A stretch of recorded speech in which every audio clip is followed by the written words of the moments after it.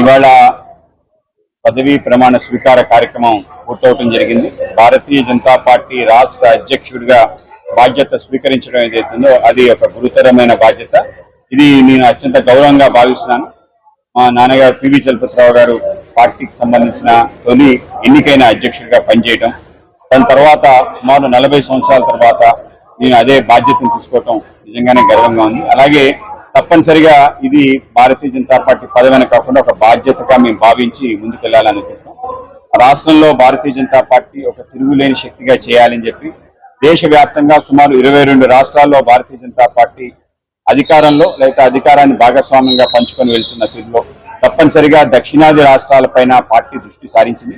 ఆంధ్రప్రదేశ్ లో భారతీయ జనతా పార్టీ సంస్థాగతంగా మంచి బలంగా ఉంది. మరింత బలోపేతం చేయడానికి కావలసిన అన్ని వనరులు వినియోగించుకొని కార్యకర్తలందరితో కలిసి ఏదైతే మా నాయకత్వం ఉందో గత అధ్యక్షులు పురంధరేశ్వర గారు, అలాగే సోమవీర్రాజు గారు, అలాగే వై సత్యకుమార్ గారు, అలాగే మా కేంద్ర మంత్రి శ్రీనివాస్ వర్మ గారు, వీళ్ళందరితో కలిసి అలాగే మా ఎమ్మెల్సీస్ అందరితో కలిసి తప్పనిసరిగా ఆంధ్ర ప్రాంతంలో అంతా కూడా భారతీయ జనతా పార్టీ పట్ల సానుకూలంగా ఉన్న అందరినీ కూడా పెద్ద ఎత్తున చేరికలు చేసుకోవటం, వాళ్ళందరినీ పార్టీలో చేర్చడం ద్వారా పార్టీని బలోపేతం చేయాలని చెప్పి అనుకోవటం జరుగుతుంది. అలాగే రాష్ట్రానికి సంబంధించిన ఏవైతే ముఖ్యమైన పనులు ఉన్నాయో సుమారు 99% కేంద్రం ఏవైతే విభజన హామీలు అలాగే దాని తర్వాత అనేక రకాల ప్రాయోజిత పథకాలు ఈ ప్రాంతానికి ఇవ్వటం జరిగింది. వాటిని పూర్తి స్థాయిలో అమలు చేయడం, అలాగే అతి ముఖ్యమైన మన ఆంధ్ర ప్రాంత జీవనాడి పోలవరానికి సంబంధించిన ఈ అడ్డంకులు ఉన్నాయో అవి తొలగే విధంగా దాని ద్వారా ఏదైతే ఉత్తరాంధ్ర సంబంధించిన ఉత్తరాంధ్ర సుజల స్రవంతి ఆ యొక్క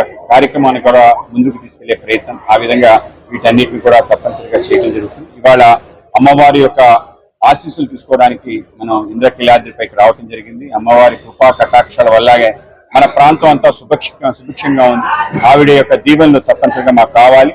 మేము అమ్మవారి దీవెనల ఆధారంగా ఆ యొక్క శక్తితో ముందుకెళ్లాలని చెప్పి అనుకుంటాం. అందుకే ఆవిడని దర్శించుకుని ఆవిడ దీవెనలు తీసుకోవడం. భారతీయ జనతా పార్టీలో ఏ పార్టీకి లేని ఒక భిన్న సంస్కృతి ఉంటుంది. ప్రతి 3 సంవత్సరాలకి ఎన్నికలు జరుగుతాయి. ఆ విధంగా మండల అధ్యక్షుడు ఎన్నిక జరుగుతుంది, జిల్లా అధ్యక్షుడు ఎన్నిక జరుగుతుంది. ఎప్పుడైతే ఈ 2 పూర్తవుతాయో దాని తర్వాత రాష్ట్ర అధ్యక్షుడు ఎన్నిక జరుగుతుంది. ప్రతి 6 సంవత్సరాలకి కొత్తగా సభ్యత్వం చేయడం, దాని తర్వాత ప్రతి 3 సంవత్సరాలకి క్రమం తప్పకుండా ఈ యొక్క సంస్థాగత ఎన్నికల యొక్క నిర్మాణం కేవలం భారతీయ జనతా పార్టీకి సాటి. దేశంలో ఏ పార్టీ కూడా ప్రజాస్వామ్యం గురించి మాట్లాడుతుంది తప్ప అమలు చేసే తీరు ఏ పార్టీకి కనిపించదు. అన్ని కూడా వ్యక్తి స్వామ్య కుటుంబ స్వామ్య పార్టీలు. ఈ నేపథ్యంలో భారతీయ జనతా పార్టీ సిద్ధాంత ఆధారంగా పనిచేసే పార్టీ. ఈ దేశం మొదలు అనే ఆలోచనతో చేసి వెళ్తుంది కనుక ఆ దేశం మొదలు అనే పార్టీకి ఇటువంటి ఇంకా ఏ అభిప్రాయం ఉండదు. జిల్లా అధ్యక్షుడు ఎన్నిక కూడా పూర్తయిపోయింది. ఆ అధ్యక్షులందరి నేతృత్వంలోనే నేను ఎన్నిక కాబట్టాను. ఆ విధంగానే కొనసాగుతుంది. అంటే అన్ని దానికి సంబంధించిన ముఖ్యంగా ఏవైతే ఇరిగేషన్ ప్రాజెక్ట్స్ ఉన్నాయో దాంట్లో కొంత మేరకే కేంద్ర ప్రభుత్వం ఇవ్వటం జరుగుతుంది. అయితే కృష్ణా బేసిన్, గోదావరి బేసిన్ లో ఏ ప్రాజెక్ట్స్ అయితే నిర్ణయించి మనకి కేంద్ర బోర్డుకు పంపిస్తారో వాటర్ బోర్డు కమిషన్ వాటిని ఏ విధంగా తీసుకోవాలని ఆలోచన చేస్తుంది. ఆ విధంగా కొన్ని ప్రాజెక్ట్స్ కేంద్ర యొక్క పరిమితుల్లో లోబడి ఉండవు. అలాగే పక్క రాష్ట్రానికి సంబంధించిన అభ్యంతరాలు ఉన్నా వాటిని అన్నింటినీ కూడా భిన్నంగా చూస్తారు.